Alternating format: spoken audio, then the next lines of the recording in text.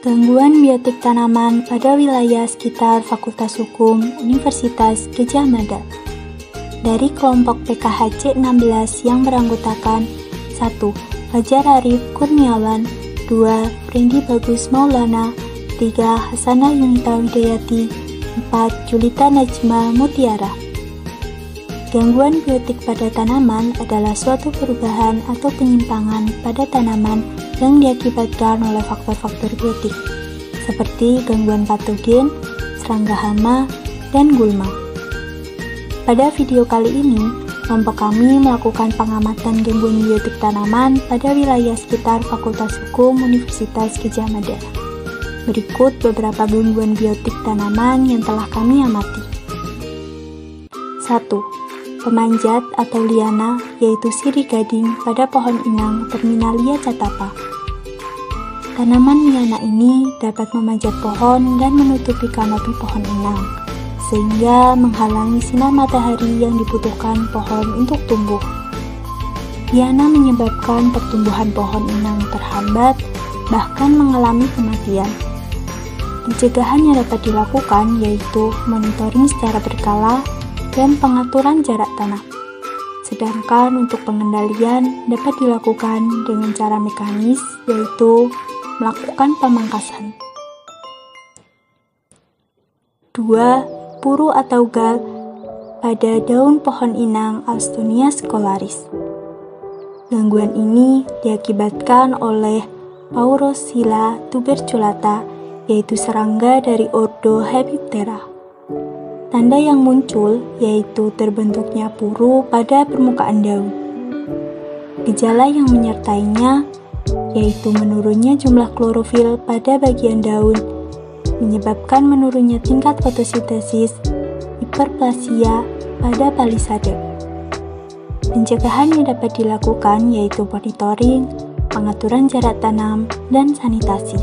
Sedangkan untuk pengendalian dapat dilakukan dengan cara kimiawi, yaitu penggunaan insektisida, dan secara biologis dengan menggunakan musuh alami. 3. Pencekik yaitu Ficus sp pada pohon inang Sapatodea campanulata. Pencekik termasuk tumbuhan hemipifit, yaitu tumbuhan yang berkecambah di pohon inang kemudian menjalin kontak akar dengan tanah. Akar ficus akan tumbuh dari bagian atas pohon inang menuju tanah. Setelah mencapai tanah, akar-akar tersebut akan membesar dan mendebal, hingga menyerupai batang yang nantinya dapat membentuk selubung yang seluruhnya mengelilingi batang inang. Ficus atau pencekik dapat merugikan pohon inang melalui mekanisme kompetisi terhadap air, nutrisi, dan cahaya matahari, serta menyebabkan kerusakan fisik pada pohon inang. Pencegahan yang dapat dilakukan yaitu dengan monitoring secara berkala.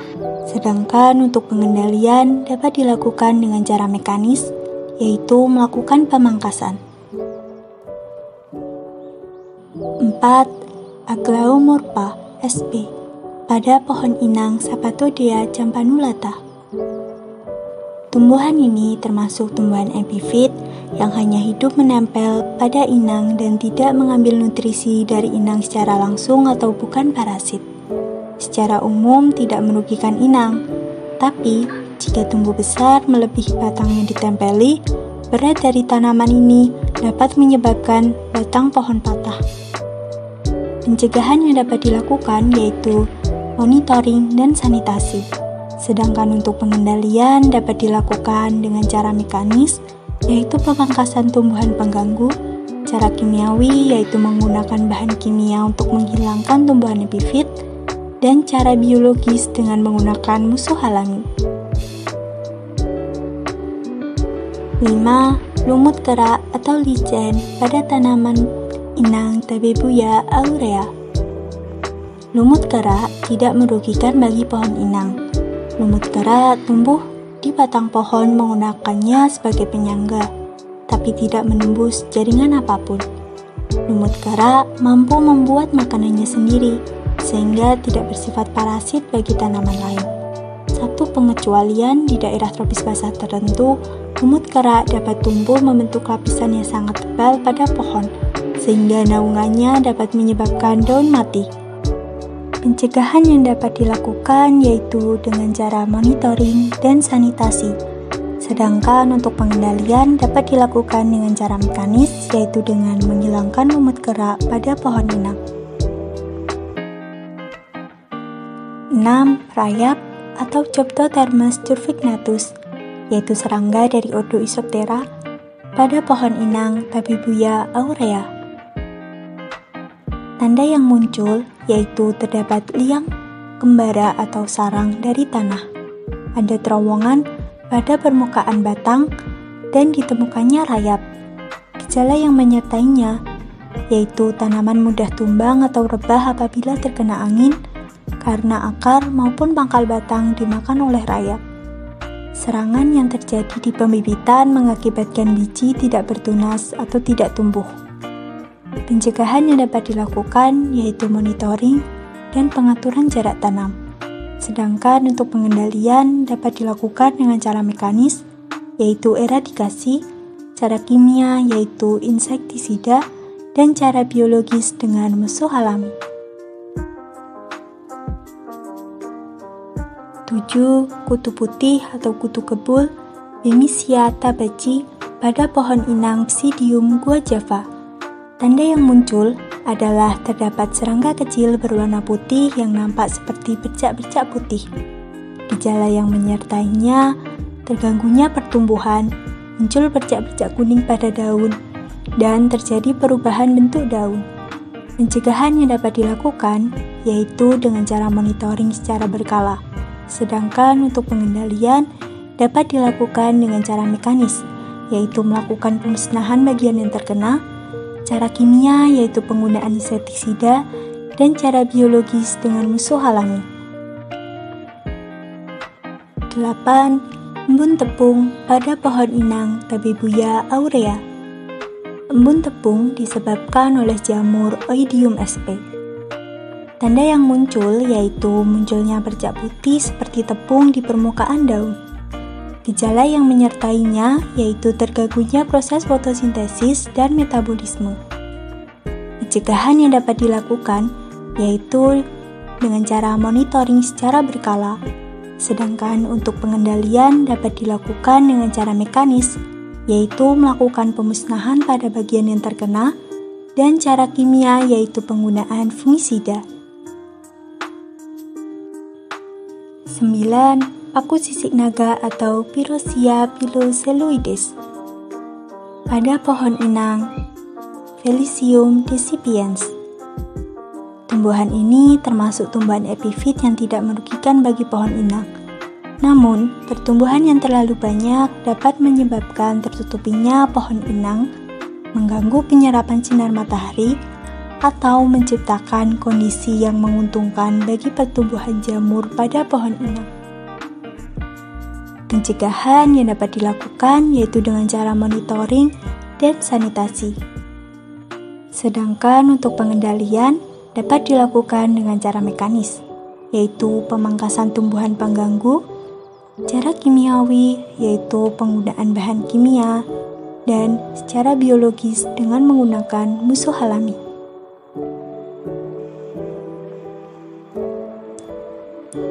10. Benalu atau Rholanthus sp pada pohon inang Mimosops elengi. Benalu merupakan tumbuhan yang menumpang pada tanaman lain dan menghisap makanan dari tanaman yang ditumpanginya. Benalu termasuk ke dalam tumbuhan parasit obligat yang hidup dan tumbuh pada batang atau dahan pohon tumbuhan lain. Jika dibiarkan, benalu dapat bertambah banyak dan dapat menyebabkan tanaman inangnya kurus dan pada akhirnya kering dan tanaman inangnya mati. Pencegahan yang dapat dilakukan yaitu monitoring dan sanitasi. Sedangkan untuk pengendalian dapat dilakukan dengan cara mekanis, yaitu pemangkasan benalu dan penjarangan selektif. Cara kimiawi yaitu menggunakan bahan kimia untuk mematikan benalu tersebut. Secara biologis, dengan musuh alami, bisa berupa ulat pemakan benalu.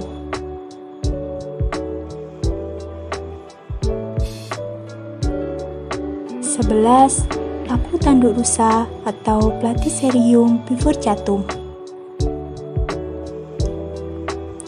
Tanduk rusa adalah jenis tanaman epifit, tanaman yang menempel pada benda atau pohon lain tanpa merugikan tumbuhan yang menjadi inangnya. Tanduk rusa ini menyukai tempat yang lembab dan tempat yang tidak memperoleh matahari secara langsung. Paku tanduk rusa umumnya tumbuh pada cabang-cabang pohon besar dengan kondisi yang ternaungi dan jauh dari sinar matahari. Pohon inang ini tidak mendapatkan kerugian maupun keuntungan dari tanaman paku tanduk rusa, sehingga keduanya membentuk simbiosis komensalisme.